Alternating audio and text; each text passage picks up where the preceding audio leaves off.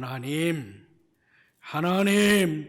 사람이 떡으로만 사는 게 아니요 하나님 말씀으로 산다 하신 그 말씀 앞에 있습니다. 오늘도 그 말씀을 주시고 주신 말씀으로 살게 하옵소서. 무익한 종을 불쌍히 여기시고 말씀 운반의 도구로 사용해 주셔서 선포하게 하옵소서. 말씀이신 예수님의 이름으로 기도합니다. 아멘. 아멘. 자, 모두 꺼내셔서 보시면서 주신 말씀을 함께 받습니다. 우리는 지난 주일, 지난 17일 주일이죠.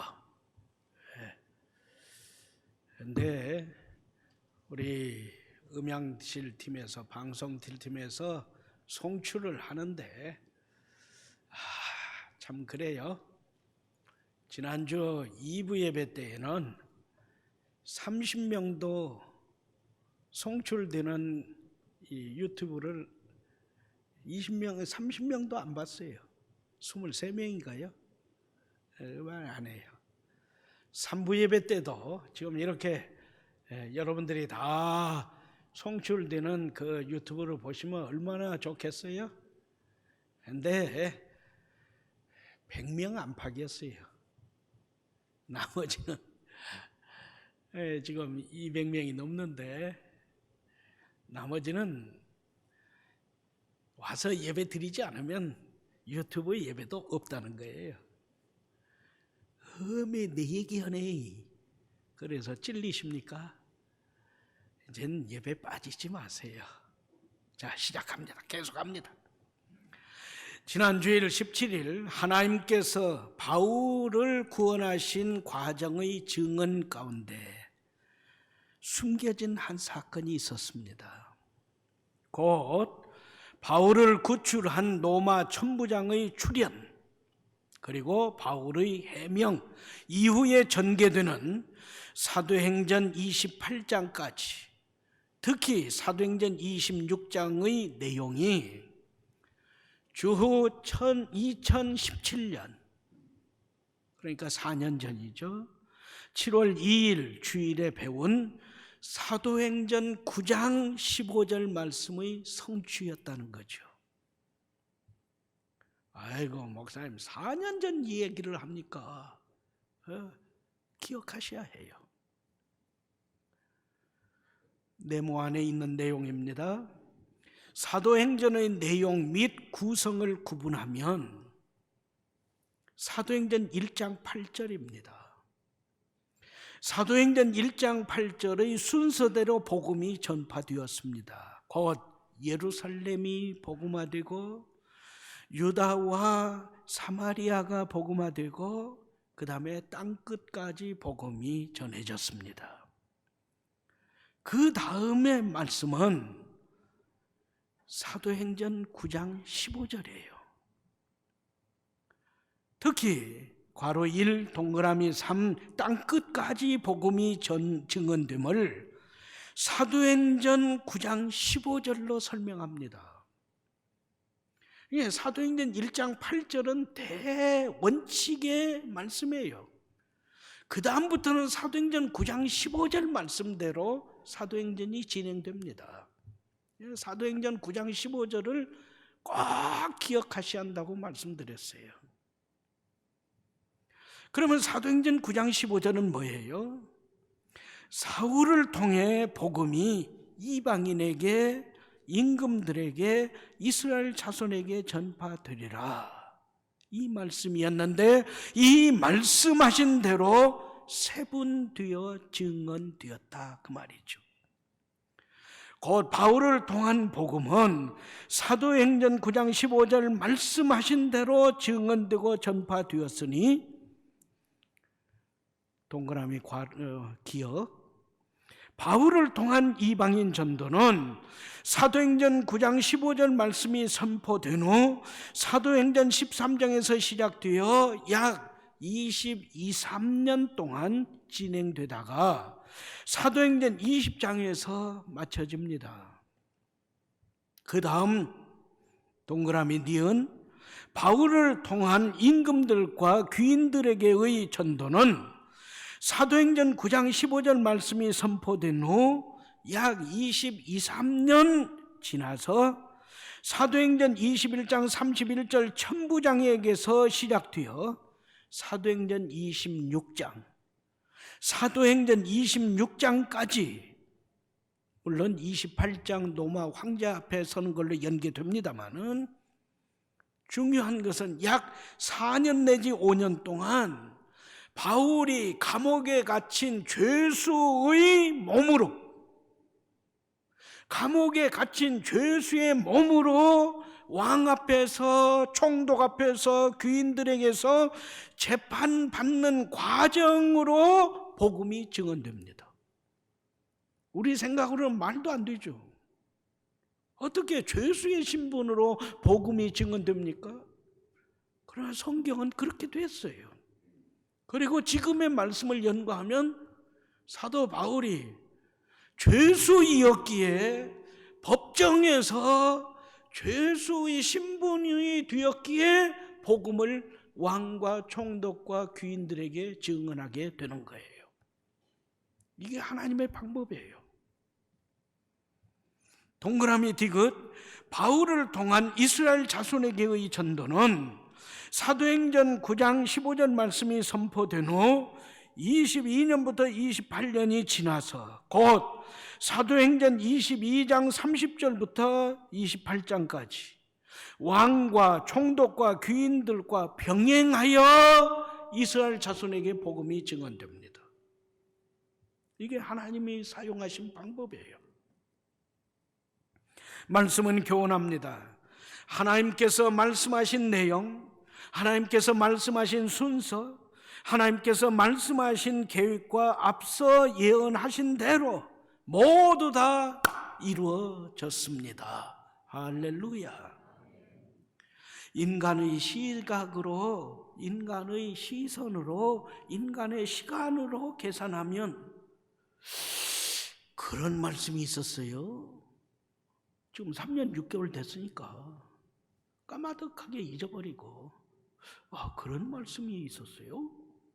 할 정도로 이미 잊어버린 일이지만 하나님은 말씀하신 대로 하나님의 시간에, 하나님의 사람을 통해, 하나님의 방법대로 성취하셨습니다.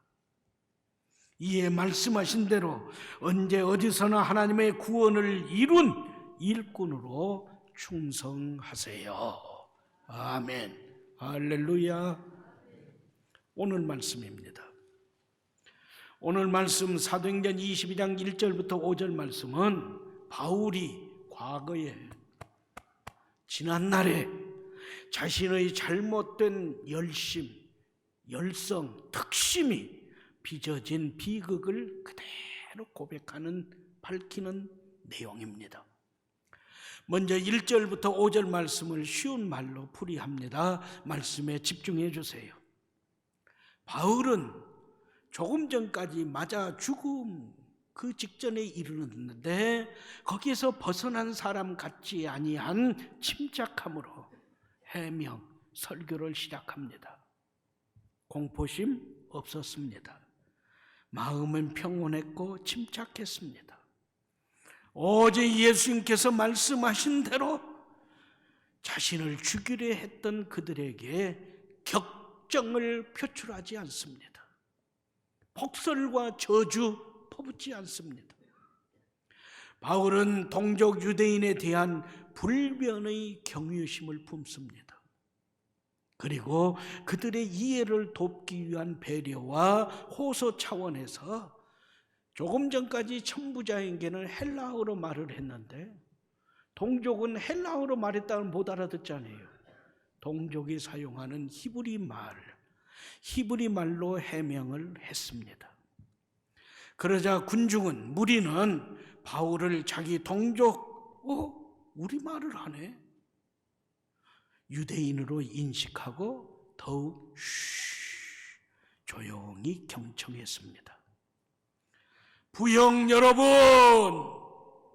나의 아버지 되시고 나의 형제된 여러분, 바울은 제사장을 아버지라고 부릅니다. 백성을 형제라고 부릅니다. 그래서 백성과 제사장의 권위를 인정하고 높였습니다. 이것은 아부가 아닙니다. 자신도 유대인임을 밝히며 무리를 아우르는 친절입니다. 나도 유대인입니다. 여러분과 같은 동족입니다. 그러기에 나는 절대 율법과 성전을 무너뜨리는 적이 아닙니다. 그 호소죠. 계속합니다. 나는 이방 땅 길리기아 도구의 다소시에서 출생했습니다만 예루살렘에서 자랐습니다. 율법학자 가말리엘에게 엄한 교훈을 받았습니다. 당시 가말리엘 문화에 들어가는 것은 지금의 우리나라에 들어가기 어렵다는 대학, 그건 문제가 안 되죠. 거기에서 교육받았다는 거죠. 그래서 율법 지식으로는 여기에 모인 여러분 중 누구에게도 뒤지지 않습니다.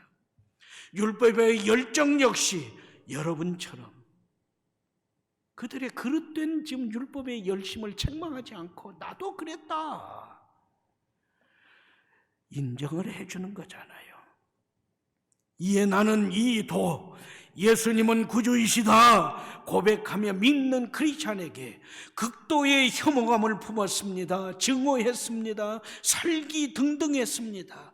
그래서 무자비하게 박해했고 죽이기까지 했고 남녀노소 불문하고 감옥에 가둬버렸습니다. 나는 율법과 조상의 전통을 수호하며 기꺼이 내 목숨을 바치려 했습니다. 나의 이 말이 사실임을 제사장들과 장로들이 증언해 주실 겁니다. 이후 나는 다메섹에도, 이방 땅 다메섹에도 이 도를 믿는 자들이 있다는 소식에 분기탱천하여 대제사장들과 장로들에게서 다메섹의 크리스찬을 체포하고 예루살렘에 끌고 와 처벌받게 하는 전권을 위임받아 다메섹에 갔습니다. 나를 다메섹에 보낸 대제사장들과 장로들도 내가 이 일을 능수능란하게 처리할 적임자라고 인정했기 때문입니다. 여기까지가 5절입니다. 말씀은 교훈합니다. 예수님께서 말씀하십니다. 너희를 넘겨줄 때 예수 그리스도를 믿는다 해가지고 감옥에 갇히고 신문을 받게 될 때에 어떻게 또는 무엇을 말할까 염려하지 말라.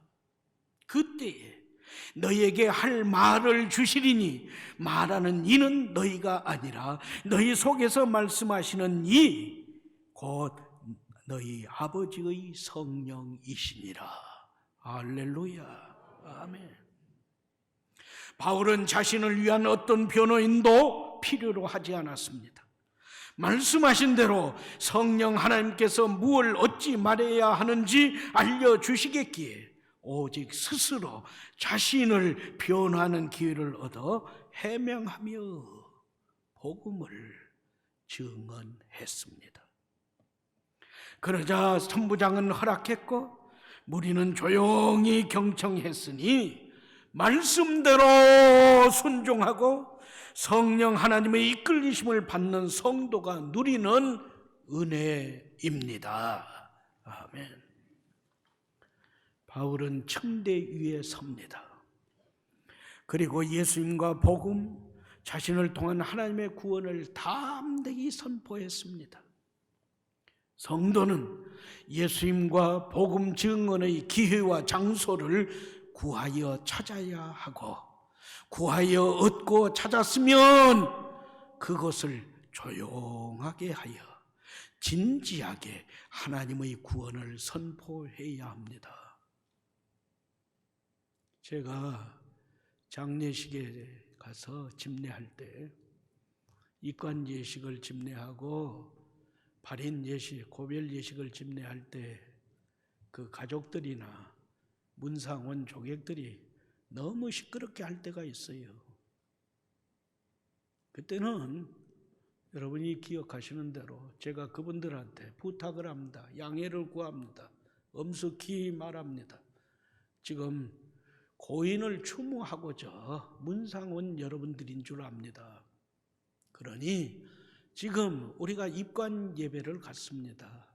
고별 예배를 갖습니다. 예배에 참여하지 않으신다 할지라도 존중하는 마음을 가지고 침묵해 주세요. 정 침묵이 어려우면 좀 떨어져서 저쪽에 가셔서 말씀들 나누시고 우리의 예배를 방해하지 않도록 해 주십시오. 그리고 예배를 시작합니다. 진행합니다. 그렇게 하셔야 합니다. 바울은 히브리 말을 사용해서 무리와의 관계를 더 온전케 합니다. 소통을 이루었습니다. 전도는 나와 전도 대상자가 서로 말을 알아듣지 못하는 외국어로 선포하는 게 아닙니다. 알아듣기 쉬운 말로 선포하고 증언해야 합니다. 그래서 예수님은 하나님이신데 사람을 구원하시기 위해서 사람이 되셨어요. 아무도 하나님이신지를 못 알아봤어요. 그리고 예수님은 사람의 말을 하셨고 사람처럼 똑같이 사셨어요. 그러자 바울은 과거 자신의 잘못된 특심이 빚은 행실을 가감 없이 밝힙니다. 이것은 통렬한 회개요 참회입니다. 네모 안에 들어있는 말입니다. 나는 예수님은 구주이시다 고백하고 믿는 성도들 교회를 극도로 혐오하며 증오했습니다. 없애버려야 할 사람들이라 살기 등등했습니다. 무자비하게 박해했습니다. 심지어 죽이기까지 했습니다. 남녀노소를 불문하고 감옥에 가뒀습니다. 나는 이렇게 함이 율법과 조상의 전통을 수호함이 되고 하나님을 기쁘시게 하고 하나님께 충성함이라고 생각했습니다. 그래서 기꺼이 특심으로 나의 목숨을 바쳐서라도 온전히 수행하고자 힘썼습니다. 이런 나를, 회방자요 박해자요 폭행자인 나를, 죄인의 괴수 우두머리인 나를 하나님께서 불쌍히 보셨습니다. 자비를 베푸셨습니다. 은혜를 넘치게 부어주셔서 엔그리스도 예수님 안에서 얻는 믿음과 사랑을 누리게 하셨습니다. 그리고 내게 말씀하셨습니다. 바울 너는, 사울 너는 복음, 예수님은 죄인을 구원하시기 위해 세상에 오셨습니다. 모든 사람이 믿고 받아야 하는 이 복음을 전하라 명령하셨습니다. 이를 먼저 나에게 드러내 보이심은 이후에 예수님을 믿고 영생을 얻는 이들의 본보기로 삼으심입니다. 나도 지금의 여러분처럼 예수님을 구주로 믿기 전에는 이런 핍박자요, 이런 박행자요, 이러한 회방꾼이었습니다. 그래서 나는 박해자의 심정을 잘 알고 있습니다. 여러분 한 분 한 분 한 분을 동정합니다. 또한 나는 하나님께서 나를 불쌍히 여기사 즉시 곧바로 즉시 크리스찬으로 변화시켜 주심같이 여러분에게도 이 은혜 주시기를 간절히 기도합니다. 아멘. 잘못된 신앙의 열심, 그것을 지금 그대로 드러내 보이는 것은 엄청난 참회, 회개예요. 나는 여러분 모두 그리하심같이 하나님께 열성적인 사람이었습니다. 그런데 이 잘못된 신앙의 열성이 교회와 성도들을 핍박하게 했기에 이후 예수님은 나에게 사울 너는 나를 핍박했다. 내가 언제 바울은 예수님 만난 적이 없어요. 그러나 교회를, 성도를 어렵게 하고 핍박하니까 예수님은 나를 핍박했다 하신 거예요. 정죄하셨습니다. 잘못된 신앙은 잘못된 열심을 품고 살인도 정당화하기에 열심 있는 믿음보다 올바른 믿음이, 열심히 믿는 것보다 올바르게 믿음이 그 무엇보다도 중요합니다. 나는 바르게 믿는 신자인데 열성이 없어요. 그렇게 말씀하십니까? 지금 그게 자랑이라고 말씀하시는 거예요? 아닙니다. 아니에요. 잘못된 신앙의 열심은 위험천만인 동시에 바른 신앙인데도 열심이 없는 신앙은 불충입니다. 어느 하나도 자랑거리가 될 수 없어요. 바르게 믿으셔야 해요. 그리고 열심을 품어야 해요. 그게 충성도인 거예요. 다음 주일로 이어집니다. 계속합니다. 자, 기도문을 한 목소리로 함께 드립니다.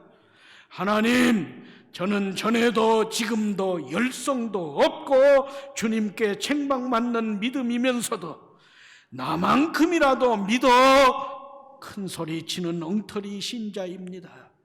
바르게 믿고 열심히 믿어 주님께 칭찬받고 싶습니다. 지금 저에게 그 은혜를 더하여 주시옵소서. 예수님의 이름으로 기도합니다. 아멘.